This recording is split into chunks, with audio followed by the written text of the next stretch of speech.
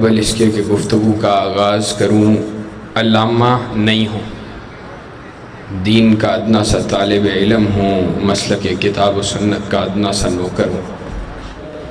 کوئی بدبخت صحابہ کی جماعت کے اوپر طعن کرے جو کہ وہ ہمیشہ سے کرتا رہا ہے، لیکن اس بدبخت کو اس مرتبہ جرت یہ ہو کہ وہ سرعام برسر میدان نبی کریم جناب محمد رسول اللہ صلی اللہ علیہ وسلم کے صحابہ پہ لعنت کرے، اور معاذ اللہ ثم معاذ اللہ کائنات کے اندر انبیاء علیہم السلام کی جماعت کے بعد سب سے زیادہ بہترین ترین اور جلیل القدر شخص سیدنا صدیق اکبر رضی اللہ تعالی عنہ کو معاذ اللہ کافر کہا جائے، تو ایسے عالم کے اندر اہل سنت کا ہر بیٹا وہ تڑپ اٹھتا ہے، اور اس امر کے اظہار کے لیے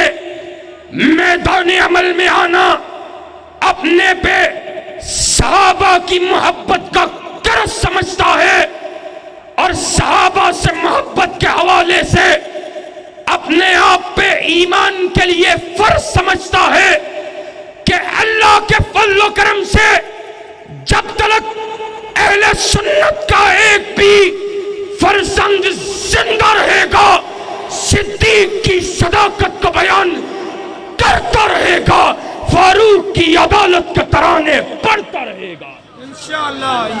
اور اللہ کے فضل و کرم سے گلیوں میں بھی، بازاروں میں بھی، کوچوں میں بھی اور بیابانوں میں بھی، مسجدوں کے اندر، محرابوں کے اندر، جلسوں کے اندر، ریلیوں کے اندر اس امر کا اظہار کرتا رہے گا۔ گستاخ اصحاب محمد اس پہ لعنت برستی رہے گی، اور صحابہ سے محبت کا چراغ جلتا رہے گا اور یہ محبت اہل سنت کے عقیدے کا حصہ ہے۔ عقیدہ کے اندر کوئی ہی شاید کتاب ایسی لکھی گئی ہو جس کے اندر اہل سنت کے عقائد میں صحابہ کرام رضوان اللہ علیہم اجمعین سے محبت کو شامل نہ کیا گیا۔ صحابہ کرام رضوان اللہ علیہم اجمعین سے محبت کرنا یہ اہل سنت کے عقیدے کا حصہ ہے۔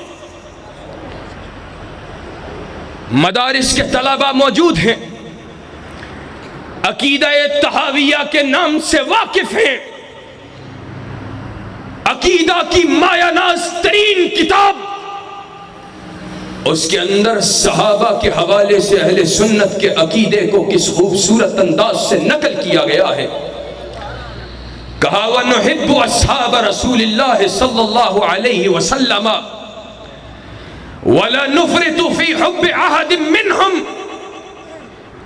وَلَا نَتَبَرَّعُ مِنْ أَحَدٍ مِّنْهُمْ وَنُبْغِضُ مَنْ يُبْغِضُهُمْ وَبِغَيْرِ الْخَيْرِ يَذْكُرُهُمْ وَلَا نَذْكُرُهُمْ إِلَّا بِخَيْرٍ حُبُّهُمْ دِينٌ وَإِيمَانٌ وَإِحْسَانٌ وَبُغْضُهُمْ كُفْرٌ وَنِفَاقٌ وَطُغْيَانٌ۔ کہا ہم نبی کے صحابہ سے محبت کرتے ہیں، اور ان سے محبت کے اندر افراط و تفریط کے قائل نہیں ہیں کہ جناب میں علی المرتضیٰ سے تو محبت کرتا ہوں، صدیق اکبر سے تو محبت کرتا ہوں، عثمان ذی النورین سے تو محبت کرتا ہوں، فاروق اعظم سے تو محبت کرتا ہوں، لیکن سیدنا معاویہ سے محبت نہیں کرتا ہوں۔ ان میں سے کسی سے محبت کے اندر افراط و تفریط کے اہل سنت قائل نہیں ہیں۔ وَلَا نَتَبَرَّعُ، کہا اور پھر ان میں سے کسی ایک کے اوپر بھی تبرہ نہیں کرتے. اور پھر آگے کیا کہا اور ہر اس شخص سے بغض رکھتے ہیں جو نبی کے صحابہ سے بغض رکھتا ہے, اور ہر اس شخص سے بھی بغض رکھتے ہیں جو نبی کے صحابہ کا ذکر خیر کے ساتھ نہیں کرتا ہے. اور ہم اللہ کے نبی کے صحابہ کا ذکر خیر کے علاوہ کرتے ہی نہیں ہے, اور ان سے محبت دین ہے, ایمان ہے, احسان ہے, اور نبی کے صحابہ سے بغض کفر ہے, نفاق ہے, سرکشی ہے, طغیانی ہے. آج ہمارا اعلان بھی یہ ہے, اگر کوئی جہلم میں بیٹھنے والا نبی کے صحابہ پہ چھپی تان کرنے والا ہو, یا اسلام آباد میں نبی کے صحابہ پہ کھلی تکفیر کرنے والا ہو, یا وہ نبی کے صحابہ پہ تبرہ کرنے والا ہو, ہم یہ کہتے ہیں یا اس پہ وَبُغْضُهُمْ طُغْيَانٌ وَبُغْضُهُمْ كُفْرٌ وَنِفَاقٌ وَطُغْيَانٌ کے تحت یا وہ کفر کا اظہار کرنے والا ہے, وہ یا وہ نفاق کا اظہار کرنے والا ہے, یا وہ سرکشی کے راستے کو اختیار کرنے والا ہے. اور آج کتنے افسوس کی بات ہے, آج صدیق کو گالی دی گئی اور صدیق کو کافر کہا گیا. کعبہ کا رب گواہ ہے, ہمارے سینوں کے اوپر ہمارے دلوں پہ کیا بیتی ہے ہم بتلا نہیں سکتے. وہ کائنات کے امام اس سے محبت کے اندر جانیں پیش کرتے رہے, مال پیش کرتے رہے, اولادیں پیش کرتے رہے, وہ سب کچھ پیش کرتے رہے. انہوں نے نہ دنوں کو دیکھا, نہ راتوں کو دیکھا, نہ لیل کو دیکھا, نہ نہار کو دیکھا. اور پھر کیسا عظیم صحابہ کرام رضوان اللہ علیہم اجمعین نے عقیدہ پیش کیا, نظریہ پیش کیا, منہج پیش کیا. سیدنا صدیق اکبر رضی اللہ تعالی عنہ اپنے بیٹے کے ساتھ بیٹھے ہوئے,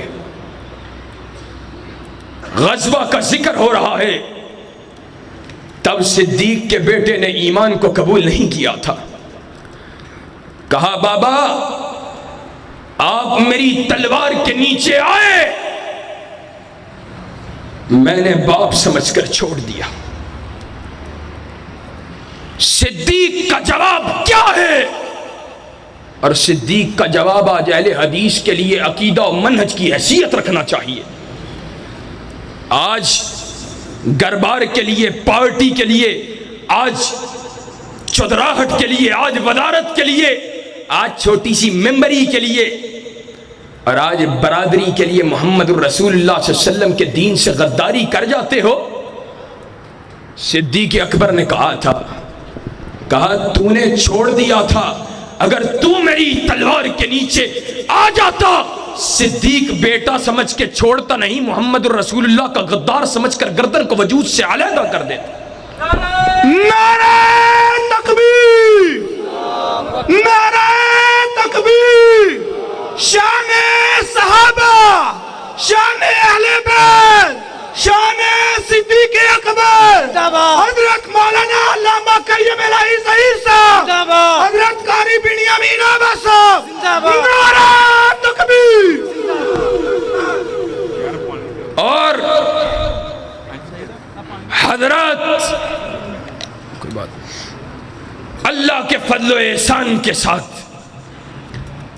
صدیق نے وہ قربانیاں پیش کی ہیں جس کی نظیر نہیں ملتی ہے. آج کوئی فطرت سلیمہ کو رکھنے والا ہو, وہ اپنی بیٹی پہ کبھی ہاتھ نہیں اٹھاتا ہے, وہ اپنی بیٹی کو منہ سے لگاتا ہے, چومتا ہے, بوسہ دیتا ہے. کوئی حیا والا ہو دور سے سر پہ ہاتھ رکھتا ہے, لیکن بیٹی کے چہرے کے اوپر یا بیٹی کے جسم پہ کبھی ہاتھ کو نہیں اٹھاتا. بیٹے کو مار لیتے ہیں لوگ کہ بگڑ رہا ہے, اس کی اصلاح کرنی ہے. بیٹیوں کے ساتھ لوگ یہ معاملہ نہیں کرتے ہیں. لیکن صدیق تیری عظمت کا عالم کیا ہے؟ اسلام کی خاطر، محمد رسول اللہ کے ساتھ والہانہ عقیدت کی خاطر تیری بیٹیوں نے کیسے کیسے مظالم کو سہا ہے۔ سیدنا صدیق اکبر کائنات کے امام کے لیے، کائنات کے امام کے ساتھ ہجرت کے لیے نکلے ہیں۔ ابو جہل صدیق کے گھر کا رخ کرتا ہے، اور جاؤ، صدیق کی عظمت کا تو ابو جہل کو بھی پتا ہے کہ نبی اگر کسی کے ساتھ ہوگا تو صدیق کے ساتھ ہوگا۔ صدیق کے گھر کا رخ کیا، دروازہ کھٹکھٹایا، بیٹی باہر آتی ہے، کہا این ابوک؟ اللہ اکبر۔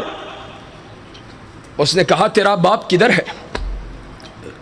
جواب میں کہتی ہے ما ادری، میں نہیں جانتی میرا باپ کدھر ہے۔ ابو جہل کو غصہ آیا، چہرے پہ تھپڑ مارا، اور تاریخ کی کتابوں میں لکھا ہے کہ سیدنا صدیق کی بیٹی کی بالی کانوں سے گری زمین پر گرتی ہے۔ اپنے چہروں پہ ایسے زبردست تھپڑوں کو سہنا گوارا کر لیا، لیکن محمد رسول اللہ سے غداری کرنا گوارا نہیں کیا تھا۔ پھر ہمارا اعلان یہ ہے، اللہ کے فضل و احسان سے کٹنا گوارا کر سکتے ہیں، جسم کو ٹکڑوں میں تقسیم کروانا گوارا کر سکتے ہیں، لیکن صدیق کے بارے میں کسی کے بھونکنے کو برداشت نہیں کر سکتے۔ شان صدیق اکبر، عظمت صدیق اکبر، حافظ قیم الہی ظہیر صاحب، علامہ تیرے خون سے انقلاب آئے گا۔ اور کہتے ہیں ہم صدیق کو نہیں مانتے، اور میں حضرت شہید کے الفاظ میں کہتا ہوں، صدیق کو کائنات کا امام مانتا ہے، کائنات کے امام کے صحابہ مانتے ہیں، اور صدیق کو کائنات کا رب مانتا ہے۔ کائنات کے رب نے کہا، کائنات کے رب نے کیا کہا ہے؟ ثانی اثنین اذ ہما فی الغار اذ یقول لصاحبی۔ لوگوں، کسی کی صحابیت کو صحابہ نے بیان کیا، کسی کی صحابیت کو تابعین نے بیان کیا، کسی کی صحابیت کو محدثین اور ائمہ دین نے بیان کیا، کسی کی صحابیت کو نبی کریم نے خود بیان کیا، لیکن صدیق تیری صحابیت کا عالم کیا ہے؟ تیری صحابیت کو کائنات کا رب بیان کر رہا ہے۔ اور کائنات کے رب، اس کو صدیق کی صداقت کتنی پسند آئی ہے کہ کائنات کا امام دنیا سے جا رہا ہے، جاتے جاتے کیا کہا؟ کہا مرو ابا بکر فلیصلی بالناس۔ کہا ابو بکر کو بلاؤ، مصلی امامت پہ کھڑا کرو، مصلی امامت پہ کھڑا کر کے کہو امت کی امامت کروائے، صحابہ کی امامت کروائے۔ صدیقہ کائنات نے کہا اللہ کے رسول، صدیق بہت نرم دل ہے، وہ آپ کے مصلی پہ نہیں کھڑا ہو سکتا ہے۔ کائنات کے امام نے کہا زمین پہ زمین والے نہیں مانتے، اور آسمان پہ عرش کا خدا نہیں مانتا، مصلی پہ مانتے ہیں تو صدیق اکبر کو مانتے ہیں۔ پھر میں کیوں نہ کہوں حضرت شہید کے الفاظ میں، صدیق کو کائنات کا رب مانتا ہے، کوئی چوڑا چمار نہ مانے تو پرواہ نہیں ہے۔ جب کائنات کے رب نے مان لیا، کسی دوسرے کے ماننے کی حاجت ہے نہیں ہے۔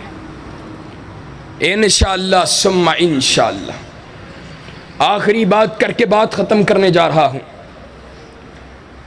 حضرت عبداللہ بن مسعود رضی اللہ تعالی عنہ نے صحیح البخاری کتاب المغازی عجیب الفاظ کہے، عجیب، یہ صحابہ کی عظمت پہ بیان دلالت رکھتے ہیں۔